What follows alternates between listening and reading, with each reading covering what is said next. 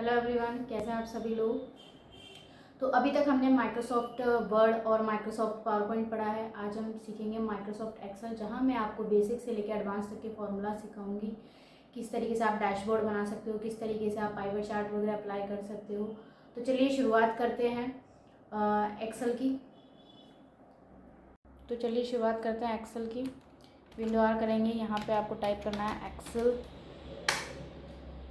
Blank sheet पे हम यहाँ पे क्लिक करेंगे। तो यहाँ पे काफ़ी सारी आपको शीट्स नज़र आ रही होंगी, जिसे यहाँ पे आप देख सकते हो। Welcome to Excel, formula tutorial, pivot table. तो यहाँ पे आपको रेकमेंड की गई है कि यहाँ से आप पाइवट टेबल भी ले सकते हो, कैलेंडर भी ले सकते हो। इस तरीके से काफ़ी सारे टेम्पलेट्स हैं यहाँ पे। तो जो भी आपको लेना है यहाँ पे, तो आप यहाँ से भी डायरेक्ट इंसर्ट करवा सकते हो। तो फिलहाल हम यहाँ पे ब्लैंक वर्कशीट ले रहे हैं, ब्लैंक वर्कबुक।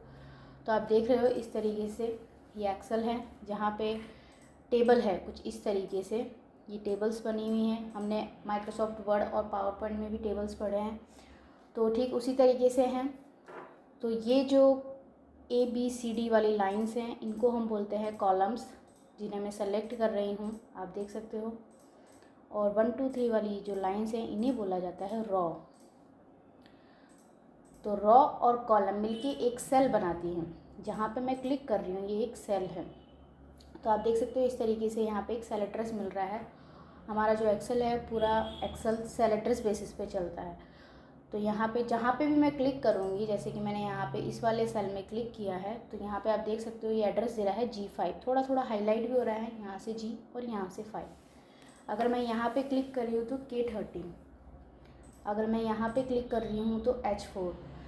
और यहाँ पे ये नेम बॉक्स है इसका, यहाँ पे भी इसका जो एड्रेस है वो शो करेगा कि आप कौन से सेल में काम कर रहे हो। जैसे कि यहाँ पे मैंने क्लिक किया तो M13 आप देख सकते हो। यहाँ पे मैंने क्लिक किया तो D7। तो पूरा जो एक्सेल है पूरा सेल एड्रेस बेसिस पे चलता है। तो रॉ और कॉलम ये समझना बहुत ज़रूरी है। और रॉ और कॉलम मिलके एक सेल बनाती हैं। ये जो बॉक्स है इसको सेल बोला जाता है। इस तरीके से हम आगे काम करेंगे।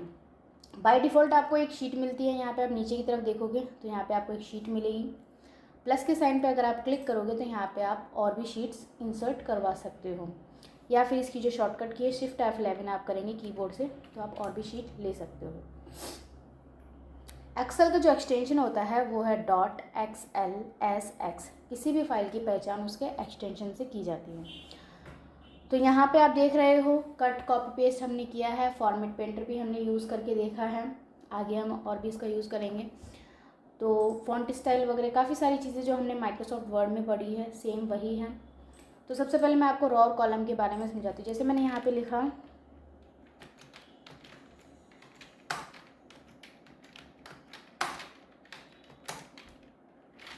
तो आप देख रहे हो यहाँ पे जो मैंने टेक्स्ट लिखा है वो लाइन से बाहर जा रहा है।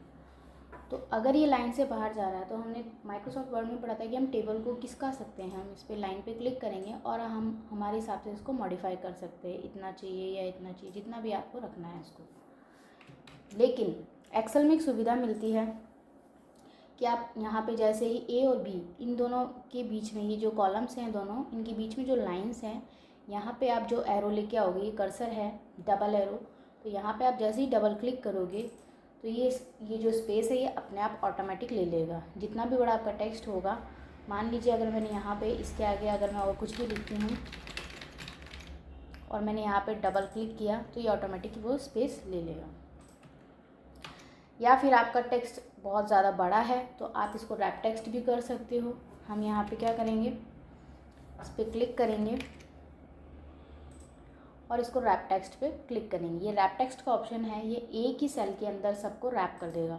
तो जैसे ही मैंने इस पर क्लिक किया है, कितना ही बड़ा आपका टेक्स्ट हो तो इन सभी को ये रैप कर देगा। नेक्स्ट है यहाँ पे, इसे हम डिलीट कर देते हैं। अगर मुझे यहाँ पे हेडिंग बनानी है तो मैंने यहाँ पे लिखा है, जैसे हेडिंग में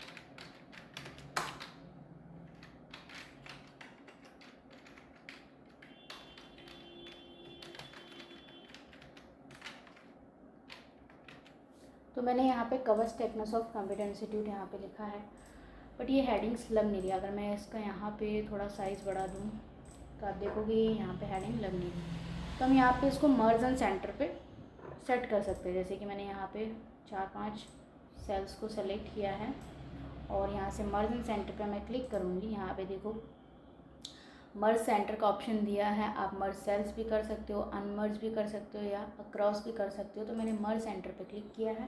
तो आप देखोगे ये जो पूरा है हमारी जो हेडिंग है पूरी एक सेल के अंदर एक हेडिंग में कन्वर्ट हो चुकी है। इसके आगे है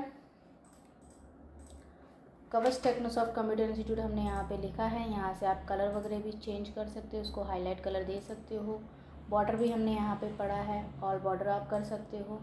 इसके अलावा अगर आपको बॉर्डर चेंज करना है, लाइन कलर वगैरह है, ड्रॉ बॉर्डर करना है, तो ये सारी चीज़ें यहाँ पे दी गई है जो हमने ऑलरेडी पढ़ा हुआ है। अगर यहाँ पे फ़ॉन्ट का कलर चेंज करना है तो आप फ़ॉन्ट का कलर भी यहाँ से चेंज कर सकते हो। तो मैंने यहाँ पे फ़ॉन्ट का जो कलर है वो यहाँ पे रेड कर दिया है।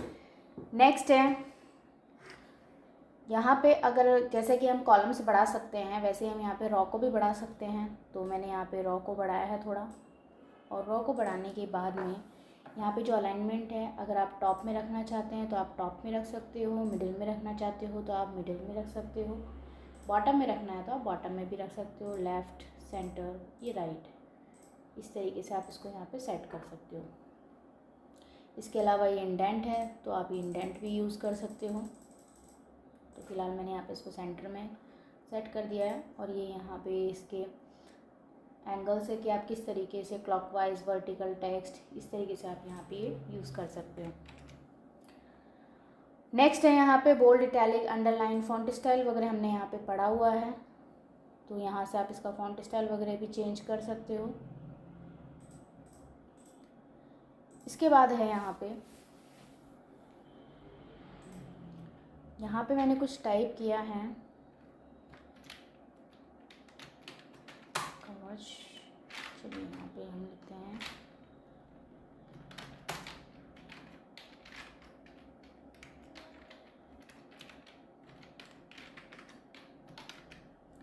मैंने यहाँ पे 2 कॉलम्स में कुछ मेटा टाइप किया है, लेकिन मुझे यहाँ पे नेम से पहले कुछ टाइप करना था तो जो कि रह चुका है। तो मुझे यहाँ पे क्या करना होगा, मैं यहाँ पे डेटा तो अपना डिलीट करूँगी नहीं, मैंने तो यहाँ पे 2 ही वर्ड्स लिखे हैं, हम डिलीट कर सकते हैं। लेकिन अगर हमारे पास ज़्यादा डेटा है तो हम इसे डिलीट नहीं करेंगे, नेम से पहले चाहिए क्योंकि मुझे। तो मैं यहाँ पे राइट क्लिक करूँगी माउस का और इंसर्ट पे मैं क्लिक करूँगी। तो आप देखोगे यहाँ पे आपको रॉ चाहिए या कॉलम चाहिए। फ़िलहाल मुझे यहाँ पे कॉलम चाहिए तो मैंने कॉलम पे क्लिक किया, ओके। तो आपको यहाँ पे कॉलम मिल जाएगा। सेम है यहाँ पे रॉ के लिए, जैसे कि आप देख सकते हो मैंने यहाँ पे कुछ और मैटर्स भी लिखा है। अब मुझे 78 और 45 के बीच में एक रॉ भी चाहिए, तो यहाँ पे हम रॉ भी इंसर्ट करवा सकते हैं बजाय डेटा को डिलीट करने के। तो मुझे 45 से पहले एक रॉ चाहिए, तो यहाँ पे हम क्या करेंगे, राइट क्लिक करके जो मैंने अभी आपको ऑप्शन बताया था इंसर्ट पे आप जा सकते हो और एंटायर कॉलम, सेल, जो भी आपको चाहिए आप ले सकते हो। फिलहाल यहाँ मैं आपको शॉर्टकट की से करके दिखा रही हूँ, कंट्रोल+ अगर हम यहाँ से कीबोर्ड से करेंगे तो वही ऑप्शन आता है आपके पास, वही डायलॉग बॉक्स आएगा। तो मैंने एंटायर रॉ पे क्लिक किया है, ओके करेंगे तो आप देखोगे यहाँ पे आपको एक रॉ मिल चुकी है। तो आज हमने रॉ, कॉलम और सेल एड्रेस के बारे में पढ़ा है। आज के लिए इतना ही। इसके नेक्स्ट वीडियो में मैं आपको बताऊँगी शीट को आप कैसे रीनेम वगैरह कर सकते हो, और आगे हम शुरुआत करेंगे फार्मूला से। तो आज के लिए मैंने आपको बेसिक इंट्रोडक्शन दिया है। आज के लिए इतना ही। तो मेरे चैनल को लाइक करें, सब्सक्राइब करें, ज़्यादा से ज़्यादा सपोर्ट करें और फॉलो करें।